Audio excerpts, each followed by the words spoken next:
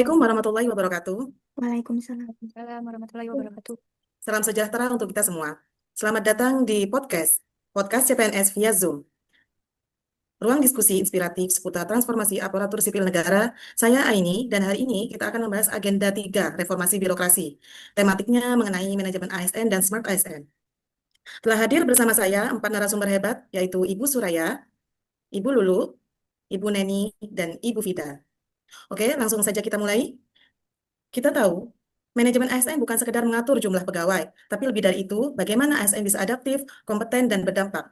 Ibu Suraya, mengapa manajemen ASN menjadi agenda penting saat ini? Ya, Monggo, dijawab Ibu. iya, terima Waktu dan kasih tempat Bu kami Aini. persilakan. Ya, Ya, terima kasih sama-sama. Bu Aini. Ya, manajemen ASN itu memang penting ya, karena kita sedang menghadapi tantangan global.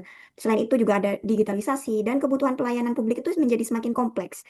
Nah, ASN itu harus jadi agile ya istilahnya. Sistem manajemen itu harus mendukung pembinaan karir yang mana berbasis kinerja dan kompetensi.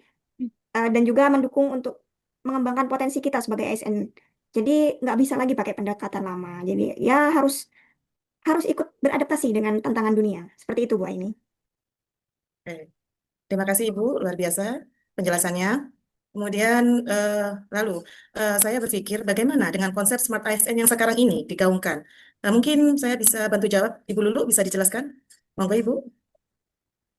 Baik, Bu ini Smart ASN itu kan ASN yang melek terhadap teknologi. Jadi dia mengikuti perkembangan zaman. Bisa berkolaboratif, baik itu berkolaboratif dengan rekan kerja atau dengan bidang lain atau dengan instansi lain. Bisa juga dengan lintas, bisa berintegritas dan berorientasi pada hasil. Jadi hasil yang diutamakan gitu. Smart ASN ini ASN yang dia mau belajar terus-menerus dan mampu memecahkan masalah. Kita ini sedang menuju ke birokrasi yang lincah dan bisa adaptif terhadap teknologi, bukan birokratif yang zaman dahulu, yaitu birokrasi administratif. Seperti itu, Bu. Ya, oke, terima kasih Ibu Lulu.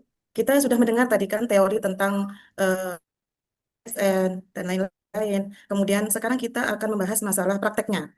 Nah, Ibu Neni, ya, bantu saya menjawab bagaimana instansi Ibu, yaitu di Dinas Pertanian ya Ibu, Iya, betul. betul, mengimplementasikan manajemen ASN yang smart. Monggo Ibu, Iya, waktu iya, terima saya kasih Bu serahkan. Aini. Dari tadi pertanyaannya bagus-bagus ya. Jadi di instansi saya, manajemen ASN yang smart itu mulai diterapkan lewat beberapa langkah. Pertama ada pemetaan kompetensi untuk melihat keahlian dan kebutuhan tiap ASN. Juga ada pengembangan, itu dilakukan lewat pelatihan digital misalnya webinar atau e-learning. Budaya kerja juga diarahkan supaya lebih kolaboratif. Jadi antar pegawai bisa saling bantu dan kerja bareng lintas bidang. Nah, harapannya apa? Ini bikin kerja jadi lebih efisien, terbuka, dan sesuai tantangan zaman tentunya. Oke. Terima kasih Ibu, jawabannya, penjelasannya sangat luar biasa sekali. Kemudian saya berpikir kembali, hal itu mungkin tidak mudah kita lakukan, Ibu. Eh, Pasti ada tantangannya. Sehingga eh, saya ingin bertanya kepada salah satu ibu yang luar biasa di sini, ada Ibu Vida, yaitu apa tantangan yang Ibu lihat dan harapkan, dan harapan Ibu ke depan terkait masalah ini. Monggo Ibu, waktu menjawab saya persilahkan. Oke, terima kasih Bu Aini. Jadi menurut saya ada beberapa tantangan yang harus kita hadapi ke depan.